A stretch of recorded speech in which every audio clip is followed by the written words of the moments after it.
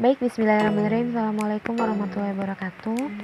Perkenalkan, saya Fitri Anggraini dari Prodi Pendidikan Guru Sekolah Dasar Fakultas Keguruan dan Ilmu Pendidikan Universitas Juanda Bogor.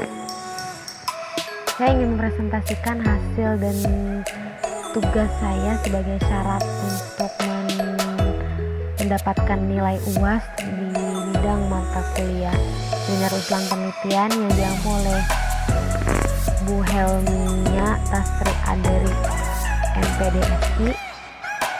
Baik, saya ingin mempresentasikan secara langsung melalui PPT ini. Saya mengambil judul tentang peran orang tua dalam pelaksanaan pembelajaran daring di masa pandemi COVID-19.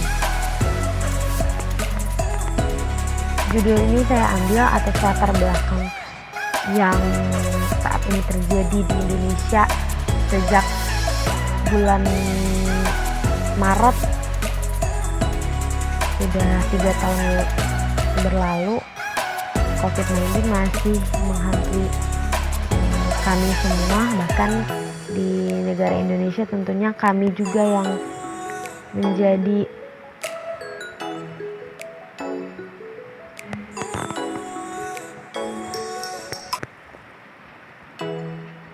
menjadi salah satu sektor yang dipengaruhi oleh COVID-19 ini, yaitu sektor pendidikan. Nah, pembelajaran merupakan proses mengatur kondisi lingkungan di sekitar peserta didik agar dapat menarik minat untuk belajar lebih baik.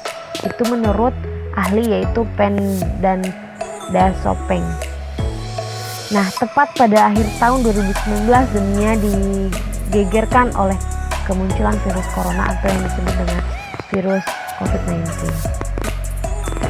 Nah, dalam surat edaran Kemendikbud ini disebutkan bahwa kementerian meninstruksikan seluruh penyelenggara sekolah untuk menyelenggarakan pembelajaran jarak jauh dan juga menyarankan para peserta didik untuk belajar melalui online dan dari rumah masing-masing terhitung sejak bulan Maret lalu.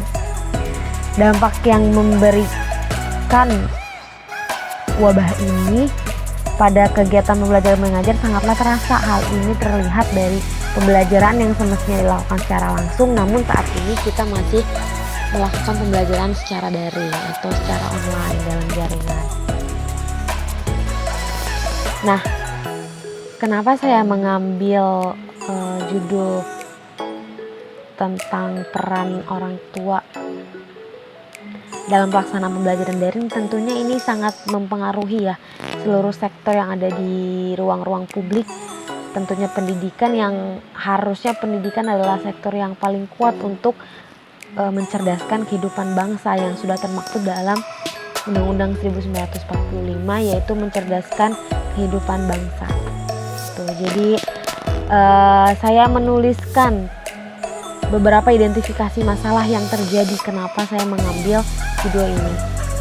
Yang pertama, tidak optimalnya pembelajaran daring, kurangnya komunikasi yang dibangun guru dan orang tua saat pelaksanaan pembelajaran daring, dan kurang meratanya pemahaman menggunakan media teknologi dan internet dalam pembelajaran.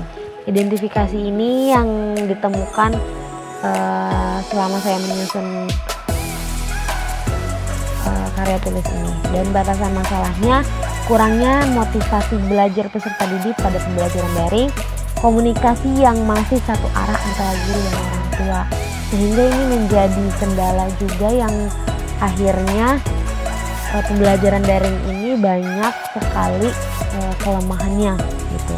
Dan rumusan masalah yang bisa saya rumuskan adalah apa peran orang tua dalam pelaksanaan pembelajaran daring, media apa yang digunakan dalam mendukung pelaksanaan pembelajaran daring ini. Penelitian ini saya memiliki dan merumuskan tujuan penelitian. Yang pertama adalah peran orang tua, peran guru, dan peran teknologi sendiri, karena pembelajaran daring merupakan pembelajaran yang menggunakan alat bantu atau media bantu seperti media internet yang berbasis online. Maka dari itu tujuan penelitian ini kita harus mengidentifikasi atau harus mencari tahu apa peran orang tua, apa peran guru, apa peran teknologi itu itu sendiri. Yang kedua adalah manfaat penelitian ini. Nah, di sini saya menuliskan manfaat secara teoritis dan manfaat secara praktis yang akan didapatkan oleh guru, orang tua, siswa, peneliti, dan peneliti lain. Tentunya untuk guru menjadikan hal ini adalah evaluasi untuk terus mengembangkan pembelajaran yang akan lebih menarik, dan untuk orang tua tentunya akan menjadikan evaluasi dan akan menjadikan suatu pembelajaran juga tentunya, dan peneliti tentunya untuk saya sebagai penyusun dari karya tulis ini, dan peneliti lain tentunya untuk menjadi rujukan bahwa karya tulis ini bisa menjadi rujukan atau bisa menjadi referensi. Nah, beralih ke bab 2 tentang kajian pustaka yang saya ambil kutipan dari Lestari, peran orang tua. Nah, kita sekarang berbahas tentang orang tua. Peran orang tua merupakan cara yang digunakan oleh orang tua yang berkaitan dengan pandangan mengenai tugas yang harus dijalankan dalam mengasuh anak. Nah, menurut Hadi sendiri menyatakan bahwa orang tua memiliki kewajiban dan tanggung jawab untuk mengasuh, memelihara, mendidik, melindungi anak. Dan dapat disimpulkan dari beberapa para ahli yang menyebutkan bahwa peran orang tua itu seperti apa. Terstruktur bahwa peran orang tua yaitu cara yang digunakan orang tua atau keluarga dalam menjalankan tugas dan mengasuh, mendidik, melindungi, serta mempersiapkan anak dalam kehidupan bermasyarakat. Nah, peran orang tua dalam pendidikan sendiri sebagai pendidik, pendorong, fasilitator, dan pembimbing. Ini harus digarisbawahi karena peran orang tua begitu sangat penting dalam perkembangan kemajuan anak dalam pembelajaran atau dalam belajar. Tanggung jawab orang tua sendiri menurut Hasbullah tahun 2012, tanggung jawab orang tua terhadap pendidikan anak dalam keluarga meliputi adanya motivasi atau dorongan cinta kasih yang menjiwai hubungan orang tua dengan anak, pemberian motivasi kewajiban moral sebagai konsekuensi kedudukan orang tua terhadap keturunannya. Tanggung jawab sosial adalah bagian dari keluarga yang ada gilirannya menjadi tanggung jawab masyarakat, bangsa, dan negara. Nah, kewajiban orang tua sendiri yaitu sebagai atau merupakan lingkungan pendidikan yang pertama dan utama bagi anak-anak. Pendidikan orang tua lebih menekankan pada aspek moral atau pembentukan kepribadian daripada pendidikan yang untuk menguasai ilmu pengetahuan dasar dan tujuan penyelenggaraan pendidikan.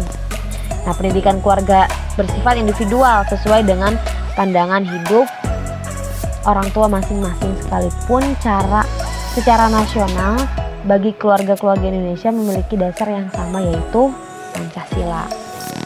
Nah, pembelajaran dalam jaringan ini merupakan suatu proses usaha sadar yang dilakukan oleh individu untuk suatu perubahan dari tidak tahu menjadi tahu, dan tidak memiliki sikap menjadi bersikap benar, dan tidak terampil menjadi terampil melakukan sesuatu.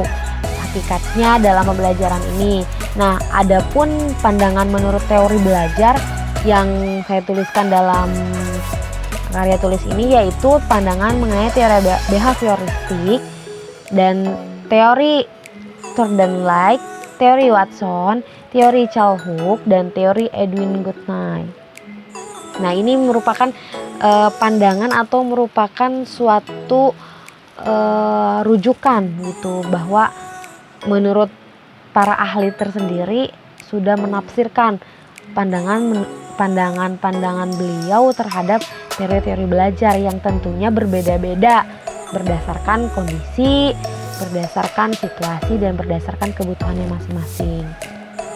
Pembelajaran dalam jaringan ini pada hakikatnya belajar adalah sebuah proses memodifikasi untuk memperkuat pengalaman. Dapat disimpulkan bahwa situasi belajar harus bertujuan dengan tujuan-tujuan itu diterima oleh masyarakat. Tujuan merupakan salah satu aspek dari situasi belajar. Proses belajar terutama mengerjakan hal-hal yang sebenarnya faktual yang sifatnya. Nah, di sini juga membahas tentang internet. Nah, karena pembelajaran dalam jaringan juga berhubungan dengan internet sebagai medianya. Internet merupakan jaringan global yang mendunia. Data, informasi, bahkan privasi telah menjadi bagian yang tak terpisahkan dalam internet. Mengakses internet hampir sama, hanya dengan menjajah informasi dunia. Di zaman sekarang ini, internet bukan merupakan kebutuhan tambahan, melainkan menjadi kebutuhan pokok para pengusaha, pelajar, dan para berbagai pihak yang lain. Nah, pembelajaran daring adalah pembelajaran yang dilakukan oleh bantuan teknologi atau dengan jaringan internet seperti menggunakan telepon, Android, laptop, dan lain-lain, dan dapat mengakses informasi kapanpun dan dimanapun. Pembelajaran daring berarti pembelajaran tanpa tatap muka secara langsung atau antara guru dan peserta didik atau siswa, tetapi dilakukan melalui online yang menggunakan jaring internet, bisa dengan WhatsApp group, Zoom, atau aplikasi lainnya. Yang guru dituntut untuk mendesain media pembelajaran sebagai inovasi dengan memanfaatkan media online. Nah, media pembelajaran daring ini yang pertama ada media online dan media offline. Yang biasa digunakan media online ini pada siswa sekolah dasar yaitu Classroom, Google Classroom, WhatsApp, Zoom, dan media offline-nya berupa materi-materi yang terdapat dalam flash disk atau CD. Pembelajaran di masa pandemi COVID-19 dapat dilakukan dengan menggunakan berbagai media pembelajaran yang disediakan saat ini, baik secara online maupun offline. Jadi bukan lagi hambatan ketika hari ini kita dihadapkan dengan situasi yang masih pandemi, masih dihantui dengan virus COVID-19, karena pembelajaran yang harusnya dilakukan secara langsung namun hari ini dilakukan secara online atau daring. Nah, ini merupakan salah satu telaah yang menghasilkan skor bahwa kelebihan dan kelemahan pembelajaran daring. Yang pertama, dari kelebihannya melatih kemandirian siswa, terlatih menggunakan teknologi informasi, menambah wawasan, waktu dan tempat yang fleksibel, biaya relatif lebih murah, dan tentunya dapat diakses dengan mudah karena basis dari internet dan teknologi ini mudah dipakai gitu. Karena sekarang tadi sudah disebutkan teknologi bukan lagi menjadi kebutuhan, tapi menjadi bukan menjadi tambahan, tapi menjadi kebutuhan pokok, yang artinya sudah menjadi sesuatu yang sifatnya penting. Kelemahan pembelajaran daring nih, yang pertama ada kurangnya interaksi antara siswa dan guru, tentunya karena pembelajaran daring ini tidak melibatkan interaksi secara langsung yang biasanya dilakukan di kelas gitu, yang biasanya dilakukan ketika usai pembelajaran langsung ditanyakan apa yang tidak mengerti dan apa yang ingin ditanyakan mengenai pembelajaran atau materi-materi yang sekiranya kurang dipahami oleh peserta didik. Fokus siswa terganggu. Nah, karena kelemahan dari pembelajaran daring ini membuat fokus siswa saat belajar atau peserta didik saat belajar merasa terganggu karena pembelajaran ini tidak diawasi oleh guru. Karena pembelajaran ini tidak intens atau tidak dilakukan secara controlling oleh guru secara langsung, namun kontrol ini hanya dilakukan secara online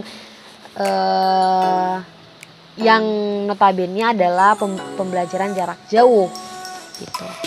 Kurangnya pemahaman terhadap materi. Nah, ini juga menjadi hambatan atau kelemahan dari pembelajaran daring, karena pembelajaran daring itu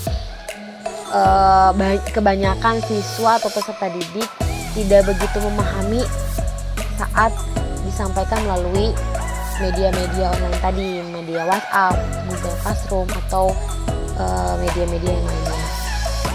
Guru kesulitan memberikan nilai. Nah, karena hal ini juga yang menjadikan guru kesulitan memberikan nilai terhadap peserta didik karena tidak melakukan interaksi secara langsung, jadi sulit untuk menilai kriteria sikap, menilai kriteria kesopanan, menilai kriteria dari pengetahuan dan keterampilannya gitu. Dan peran orang tua ini sangat dibutuhkan dalam pelaksanaan pembelajaran daring. Tentunya ini menjadi salah satu hal yang harus dilakukan oleh orang tua yang sedang mendampingi atau membersamai anak-anaknya pembelajaran daring. Memastikan kondisi kesehatan anak, tentunya ini harus dipastikan kondisi sehat pada anak saat belajar agar konsentrasi terpenuhi. menyediakan fasilitas yang dibutuhkan saat belajar, memberikan suasana nyaman saat belajar, menjadi teladan bagi anak, memberikan pendampingan saat belajar, dan tentunya yang terakhir adalah berkoordinasi dengan guru. Ini harus dilakukan secara intens karena pembelajaran daring tidak dilakukan secara tatap muka dengan guru dan peserta didik. Maka dari itu guru pun harus mengetahui bagaimana perkembangan siswa atau peserta didik saat belajar di rumah gitu. Dan beralih ke bab 3 yaitu metode penelitian. Saya menggunakan jenis metode penelitian kualitatif yang jenisnya adalah fenomena karena ini merupakan sesuatu yang saya telaah atau yang saya observasi di lapangan. Tempat dan waktu penelitian dilaksanakan di kampung saya sendiri, di tempat tinggal saya, yaitu orang tua yang mengeluh tentang pembelajaran daring ini, perihal pembelajaran daring ini, yaitu tempatnya di Kampung Warung Bandrek RT 2 RW 12 Kelurahan Gunungan, Kecamatan Bogor Selatan. Dilakukan pada tanggal 26 Januari sampai 30 Januari dan subjek penelitian dan informan penelitiannya yaitu orang tua siswa yang ada di sekeliling rumah saya yang jumlahnya ada 10 orang. Gitu, 10 orang tua siswa yang saya wawancara, saya lakukan observasi untuk menghasilkan data yang akhirnya menjadi karya tulis ini. Teknik pengumpulan data yaitu wawancara, observasi, dan dokumentasi. Wawancara, melakukan wawancara, beberapa pertanyaan yang sudah saya siapkan, dan observasi tentunya dokumentasi yang sifatnya hal-hal atau instrumen yang mendukung penelitian. Teknik penganalisis data, saya menggunakan teknik deduktif. Karena berawal dari teori-teori, baru kita beralih ke fakta-fakta yang tentunya ini sangat berkesinambungan ya, sangat keterkaitan satu dan yang lainnya. Baik, itu yang bisa saya sampaikan mengenai karya tulis yang saya susun sebagai syarat dan tugas UAS mata kuliah seminar Ustaz penelitian. Semoga ini dapat bermanfaat untuk semuanya. Semangat untuk semua mahasiswa yang ada di Indonesia. Semangat untuk semua mahasiswa semester akhir. Kurang lebihnya mohon maaf. Walau muwaffiq ila aqwamit thoriq. Assalamualaikum warahmatullahi wabarakatuh.